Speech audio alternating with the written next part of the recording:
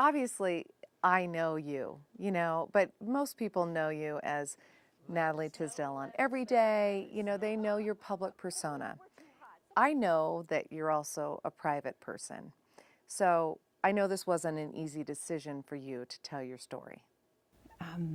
I think I've always known at the right time, in the right place, that the story would help other people. And that's what I've hoped for. It's a story that is all too familiar for young women on college campuses. In fact, 1 in 5 young women are sexually assaulted during college, and the vast majority of those attacks go unreported. You have to understand the culture of a university campus, and especially that at the University of Nebraska, because they were heading for a national title, and I was just as much a football fan as anyone else.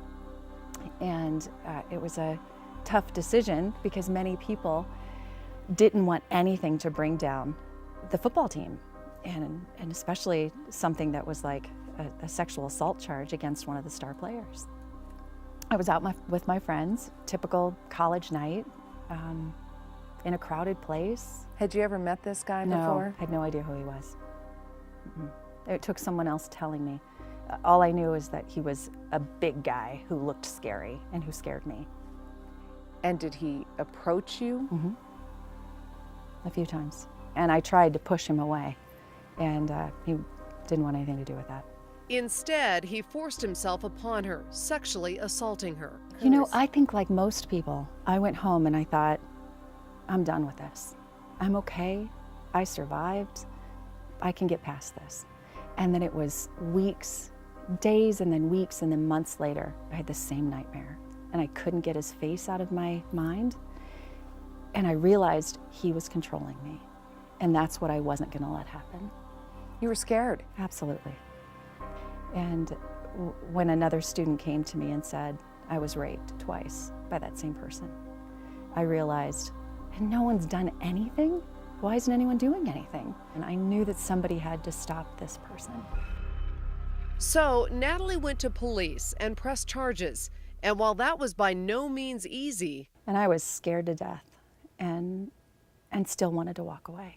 what followed was months and months of legal delays. All the while, He still kept playing. He went to the Orange Bowl. They won the national title. Went to the White House, met the president. All these things were happening, and I kept thinking, why isn't anybody doing anything about this? He was arrested 8 times while at the university. nearly 2 years after the assault, he pleaded no contest to third-degree sexual assault and was sentenced to 18 months probation. However, his past did eventually catch up with him. He was drafted by the New England Patriots and, in an unprecedented move by the team's owner, Robert Kraft, fired just days later because of his violent history. And in a strange twist of fate, nearly 20 years later, when the Patriots were in town to play the Broncos, Natalie got a chance meeting with a man who reaffirmed she did the right thing. Being able to meet Mr. Kraft was an amazing thing for me. I never dreamed that that would happen under these circumstances. And he teared up and he gave me a hug and he said, "Thank you for what you've done."